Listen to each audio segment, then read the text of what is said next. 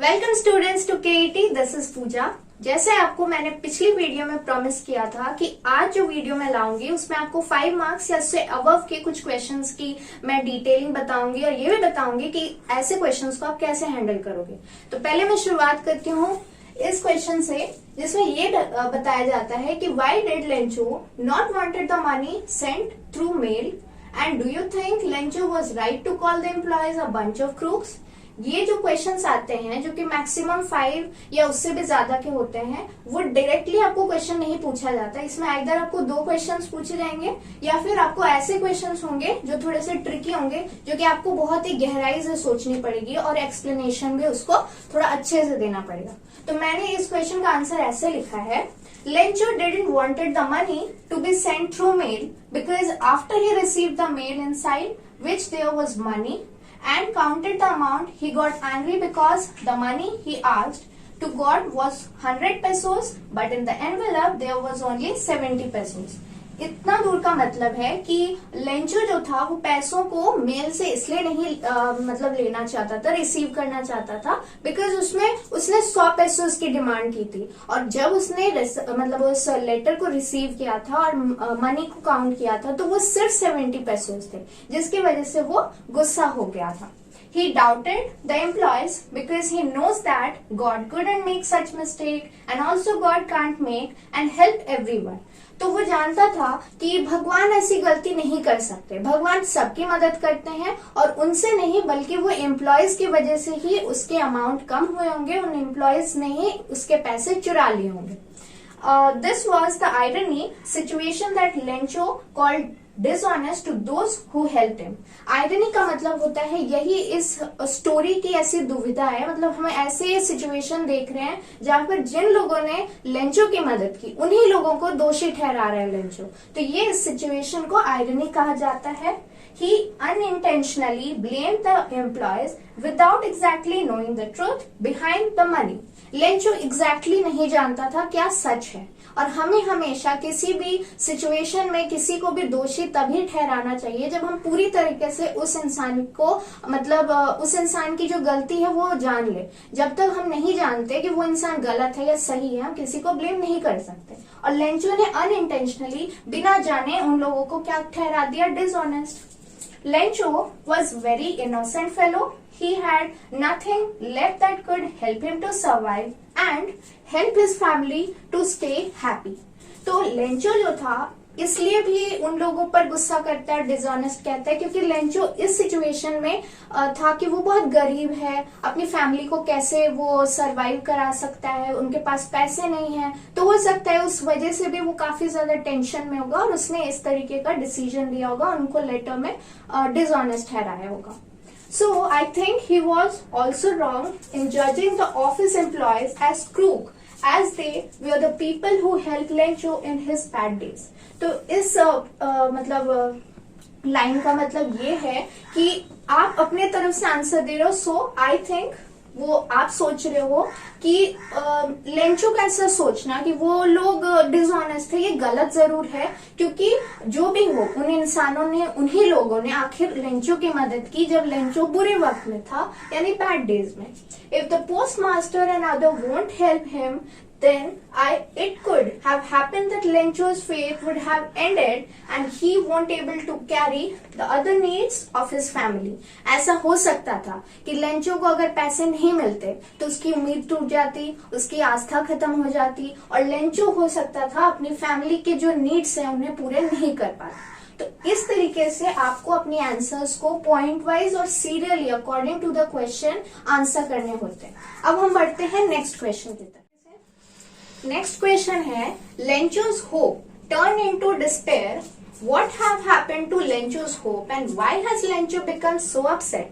Lencho का जो hope था, यानी लेंचो जिस कारण की वजह से बहुत ज्यादा उत्साहित था, वो क्यों इतना ज्यादा उदास हो गया, वो क्यों डिस्पेयर में बदल गया, यानी वो क्यों मतलब इतना ज्यादा दुखी हो गया। So Lencho was a poor farmer. आप सबको तो पता ही है कि लेंचो एक गरीब किसान था। And he was eagerly waiting for a good rain. वो किस लिए इंतजार में था, बारिश के, which he had already predicted. उसने ये पहले से अनुमान भी लगा लिया था कि आज पक्का बारिश होगी। As Lencho hoped, it started raining and he started addressing the raindrops as new coins. जैसे ही बारिश शुरू होती है वो बारिश के बूंदों को नए सिक्कों से कंसिडर करता है। यहाँ पर बारिश की बूंदे क्योंकि नए सिक्कों से कंसिडर की जाती है तो ये एक टाइप का मेटाफर हुआ। मेटाफर मतलब आप डायरेक्टली किसी वर्ड को किसी ऐसे वर्ड से कंपेयर करते हो जो कि सिमिलर उसकी मीनिंग देती है या फिर आपको उस तरीके से उसको समझ में आ सकता है। तो यहाँ पर न्यू कॉइन्स विद ये डायरेक्शन मतलब ये बता रही है कि जो रेन ड्रॉप्स है वो उसको सुंदर नए सिक्कों की तरह दिख रही है। अब he use the word like 10 cent for big drops. उसने बड़े जो बूंदों को 10 सेंट कहा और जो छोटे बूंदे थे उनको 5 सेंट कहा। This shows that he was extremely delighted to see raining. इतना ज्यादा खुश था कि वो हर चीज को किसी न किसी चीज से मतलब एग्जाम्पल के तौर पर मेटाफर के तौर पर यूज कर रहा था। But soon his Joy turned into a big disappointment. लेकिन जल्द ही उसे बहुत बड़ा झटका लगने वाला था, डिसअपॉइंट होने वाला था। वो क्या डिसअपॉइंटमेंट थी? The rain turned into a heavy hailstorm. वो जो बारिश थी वो ओलों की बरसात में तब्दील हो जाती है, चेंज हो जाती है। विच ruined ऑल द क्रॉप्स। उसके सारे खेती खराब। अब पूरी जो मतलब खेती थी अगर उसमें बड़े बड़े पत्थर जैसी चीजें गिरेंगी तो अब जो नए क्रॉप्स हैं जो कि इतने सॉफ्ट होते हैं और इतने मतलब कोमल होते हैं वो तो टूट के खराबी हो जाएंगे। तो वही हुआ। और क्या होता है? The rain turn into a hailstorm जैसे मैंने कहा and become hopeless. The rain turned into a heavy hailstone which ruined all the crops. वो जो बारिश होती है वो हेलस्टोर्म में बदल जाती है और क्या होता है उसका जो सारा खेती होता है वो बर्बाद हो जाता है। He was very worried for his family and become hopeless. वो क्या होता है? बहुत ज्यादा दुखी हो जाता है, बहुत ज्यादा घबरा जाता है क्योंकि वही जो खेती थी एकमात्र सोर्स ऑफ इनकम था उसके और उसके परिवार के सर्वाइवल के लिए। ठीक है, तो इसलिए वो दुखी हो जाता है, काफी वरिड भी रहता है। The field he was very worried for his family and become hopeless to see that all his hard work ruined in seconds. वो ये बोलता है कि मेरी सारी मेहनत चुटकी भर में चुटकी बजाते खत्म हो गई। कितनी मैंने मेहनत की थी अपनी खेती पर, सब बर्बाद हो गया। The field has been covered with snow like a layer of white salt. वो कहता है कि ये जो फील्ड है ओलों की ऐसी चादर बिछी हुई लग रही है जैसे कि किसी ने नमक की यहाँ पर खेती कर दी हो, लाइक दैट। वो गुस्से से कहता रहता है अपने आप को।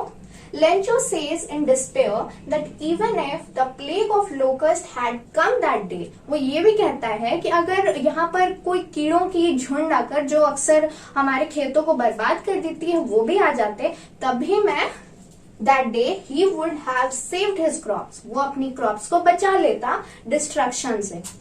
और फिर क्या कहता है वो? He couldn't able to sleep all the night. वो क्या होता है पूरे रात सो नहीं पाता है क्योंकि उसे बहुत ज्यादा दुख होता है कि वो अपनी खेती को बर्बाद होते देख रहा था, उसकी इतनी मेहनत लगी थी। तो वो यही सब सोचकर रात भर सो नहीं पाता।